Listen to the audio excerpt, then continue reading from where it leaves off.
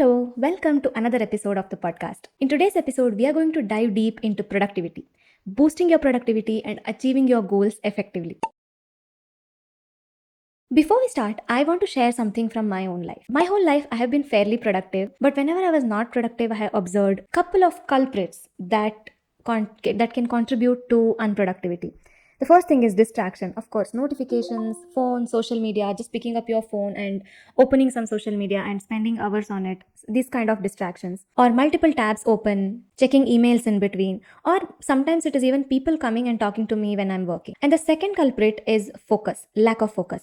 Even when there are no distractions, if I'm not focusing on that task properly, and if I'm not in that flow state, then it is very difficult to be productive and finish that task efficiently. And the third culprit I have noticed is the inner distraction, that is my own mindset, my own thoughts that distracting me. I say mindset here because everything contributes to productivity. How I respond to everyday situations, how I respond to people saying some things to me, how I respond to things that are out of my control. All this, the whole mindset also can make you productive or make you less productive. In this third category, I want to stress upon disciplining the mind. Many people ask me, I have turned off my notification. I don't check my emails in between. I don't check my phone. But the major thing that is distracting me are my own thoughts. So whenever I'm distracted by my own thoughts, what I need to do, what I have done is to bring back that mind forcefully to the task at hand, even though my mind desperately wants to go in the opposite direction. We'll go deeper into that, but after understanding these three concepts, these three culprits that were making me unproductive, now it's easy for me to notice my unproductivity and see what is the reason behind it and gently guide myself back into productivity. Alright, let's dive into the heart of the episode, that is unlocking the secrets of boosting your productivity and achieving your goals efficiently. Let's get a holistic understanding of our brains and how they work and how can we optimize them for peak performance. There will be a couple of terms that I'll be using here, but don't worry, I will make them very easy to understand even if you are not from a science background, and everything I'll be explaining with an example. First, let's talk a little bit about our prefrontal cortex. It is the front side of your brain, which stays somewhere behind your forehead, and this is responsible for many advanced cognitive abilities. We are talking about cognitive abilities because when we are talking about productivity, we are mainly talking about cognitive abilities. Cognitive abilities, as in planning, decision making, taking action towards your goals, aligning your thoughts and action to your inner goals. All these advanced cognitive abilities are handled by this small part of the brain called prefrontal cortex. Okay, it is also referred to as the CEO or control center of our brains. There are different parts of this prefrontal cortex which handles different functions, such as if one part handles working memory, short-term memory, and self-control, the other part controls emotions. This area of the brain handles a lot of activities such as breaking down work into different steps. We are going to see soon what happens when we engage in some unproductive activities such as multitasking or switching tasks or getting distracted. What happens to this area of the brain, and how can we control it by changing our actions? Okay, we are going to look at that soon. Now, this episode is divided into four important parts. Mainly, these four are the major culprits that are making us unproductive. So the first factor is distractions and switching tasks or multitasking. And the second one is focus and attention and disciplining the mind. Third one is procrastination. Fourth one is energy management. We are going to see all of this step by step and we're going to dive deeper into all of these categories. The first one is distractions and switching tasks or multitasking. Are you someone who fills 10 tasks, 10 different tasks in a day?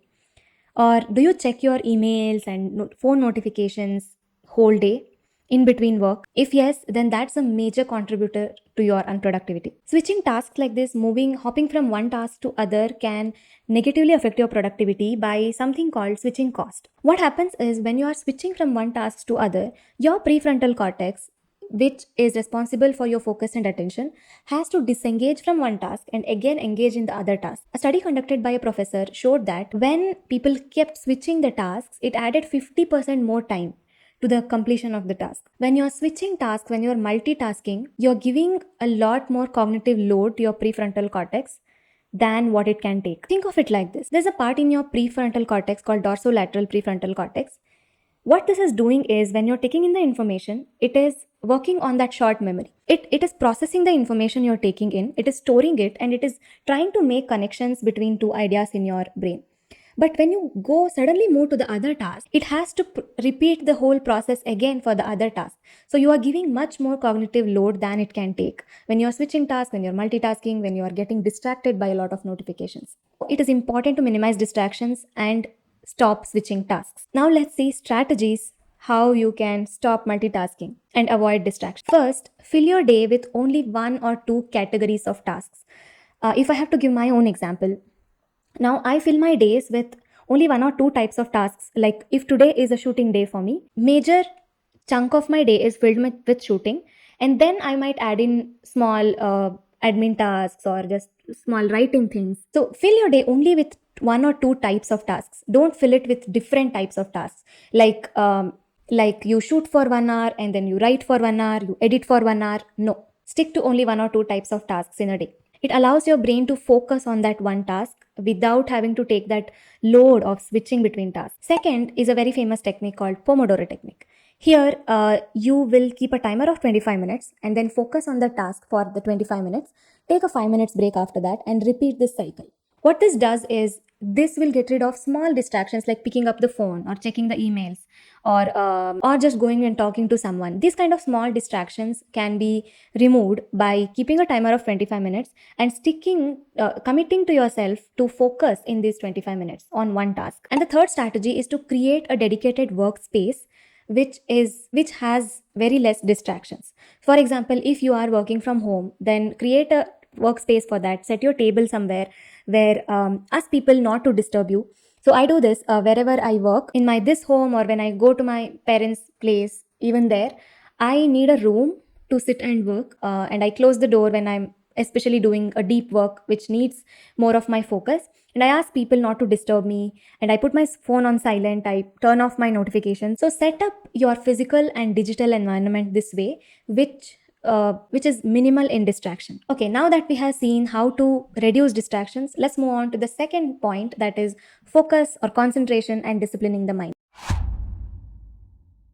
Like I said, focus is very, very important to have a productive day or do something very productively, because it's not just about finishing the task but doing it efficiently, right? And for that, your full focus and being in that flow state is very important. Again, when we are focused, this helps our prefrontal cortex to engage all the areas which are associated with working memory, which are associated with decision making abilities, which are associated with problem solving skills, so that we can use them. We can use that area of the brain with full potential and get the task done effectively. Did you ever feel you were at your desk most of the time on a day, but at the end of the day, when you checked, you hadn't got much things done? If that happens often, that is because of lack of focus. You will be amazed to see how much more you can achieve if you focus on one thing without getting distracted and get into that flow state. You can get much more things done in a very less time. Trust me, you'll be able to easily double your productivity. The strategies we can use here to build focus are very much related and similar to the first one we that talked about. That is, removing all the distractions, doing only one task at a time is very important for your focus and attention. In addition, I would like to give some more strategies to build focus and attention. That is, disciplining the mind. Because many people tell me their own thoughts distract them, right? You're sitting to work, you have started working, and after 5 minutes, you get some thought. Maybe it's about some other task that you need to do, or it's about some anxiety about the future, or you recall a past incident and you start brooding on it. It could be any thoughts. So what to do when our own thoughts distract us? That's where we need to discipline the mind. Let's say a kid is eating pizza, okay, and in between he or she says, I want to eat ice cream.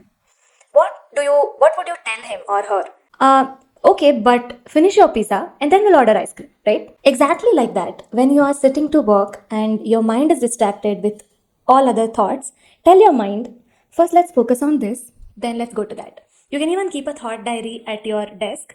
I usually do. Whenever some thoughts come, whether it's doing something or whether it's something that is troubling you that you need to put it out, put it on the diary, and you will see, as soon as you put it on the diary on paper, the the power of that thought, the intensity of that thought reduces. And tell your mind, okay, first let's eat this pizza. I mean, let's do this task at hand, and then we'll go for other tasks. Focus is like a muscle. You need to train it. Just the way we train our muscles at the gym, we need to train our focus muscle. And the third thing that we are going to talk about is procrastination. Procrastination is a broad topic and it's even tricky to break. There are many reasons for procrastination. I have made a very detailed podcast episode on it. You can listen to it on Spotify. I will give the link to it in the description. But for now, let me give you some strategies and some insights about procrastination. Few things that can help you break procrastination are setting proper goals, setting clear goals, and prioritizing tasks. When you do that, one part that is causing you to procrastinate is taken care of. That is, you're no more confused what to do next. You're very clear about what to do next and which are your priorities. Now we are going to see 4 more strategies to break procrastination. You can take notes if you are taking notes here. One is a 2-minute rule. 2-minute rule says whatever, if a task takes you less than 2 minutes, you have to do it right away. It could be just making your bed or just clearing some clutter on your desk or responding to some email. All these small tasks that take less than 2 minutes, you should do it right away. That's what the 2-minute rule says. And the second one is 5-second rule. This rule says whenever you need to do something, you need to act on it. You need to physically move in 5 seconds. So let's say you are procrastinating on making an offer or making some important document. Okay. When you think of it, you have to count 5, 4, 3, 2, 1. Remember, you should not count from 1 to 5, 1, 2, 3, 4, 5. No, that's not the order. You need to count it backwards, 5, 4, 3, 2, 1. And you have to physically move to take action. Probably you can go to your computer, open your computer and open a doc and start doing it. That's what 5-second rule says. Doing this, physically moving, will activate your prefrontal cortex for decision making. So you will be taking a decisive action at the end of this count of 5, 4, 3, 2, 1. The next technique is to break the task into smaller chunks. So like I was explaining you, there are different parts of your prefrontal cortex that are responsible for different functions, right? And one of the important function is something called working memory. This is a very short-term memory which can only hold a certain amount of information. So if you take a very huge task, let's say the task is analyzing a set of data for your project. And this data is huge, okay? You have, probably it is some 10 pages. I'm just giving examples. So what happens is your prefrontal cortex, your brain gets overwhelmed with so much information. When you think that I need to analyze 10 pages of data, you're already overwhelmed. You need to break it down into smaller chunks. Probably you can start by compiling this data. By compiling this data and break it into further smaller pieces, like compiling the data from one place, from the second place, from the third place, and then analyzing first page, analyzing second page. So like this, the big task, you need to break it down into smaller chunks. This will reduce the cognitive load on your brain and it will allow your brain to focus on one thing. Like we said, the short-term memory is very limited. So it will allow you to focus on this small area of small part of the task. And also when you get this done, when you get this small part of the task done, dopamine is released in your brain. And it's kind of a reward and it will make you feel more motivated to do further work. And all this together will help you break the procrastination. And there is one underrated technique, the last technique I want to give you for beating procrastination, that is being self-compassionate. Maybe you are thinking, what is she talking about? What is the relation? Let me explain. Dr. Kelly McGonigal, she's an author, she's a TEDx speaker. She says when you're criticizing yourself, it will send you downward to the downward spiral. When you're criticizing yourself and you are in that pain, your brain will push you towards the immediate relief. I'll give you an example. Let's say you did a lot of shopping, you spent too much and you're beating yourself up because of it. You are criticizing yourself. Immediately, your brain, to make you numb to that pain, you will go shopping again or you will eat some junk food. So when you're criticizing yourself, you will look for the immediate relief. Another example, if you're on a diet and one day you just ended up eating ice cream or chocolate and you started beating yourself up, the next thing you will notice yourself doing is eating more ice cream or more chocolate. Why am I talking about this in case of procrastination is when you procrastinate sometime, because even though you apply all the strategies, there will be some point of time you end up procrastinating because of various reasons. At that time, if you start criticizing yourself, it will push you more towards procrastination. So forgive yourself and break that cycle of procrastination, criticism, procrastination, right? Break that cycle by forgiving yourself, and that will allow you to take a step forward and start doing things instead of procrastinating. Okay, now let's talk about the last strategy to be productive, that is energy management. When it comes to productivity, we talk usually about time management, but what is equally important is energy management. Because even when you have time, sometimes you might have noticed that you don't feel like anything. You're too exhausted, either physically or mentally. So it doesn't matter how much time you have, how well you're managing your time. If you don't have the energy to do anything, either physically or mentally, it's of no use, right? So energy management is very important to be productive. The first strategy here I would like to talk about is knowing your high energy time. We all have this biological clock. Like, if you must be knowing, at some point of time we feel sleepy, at some point of time we feel high in energy, at some point of time we feel tired. It differs from person to person. Some people might feel high in energy and they can focus better in the morning. For some people it is late at night.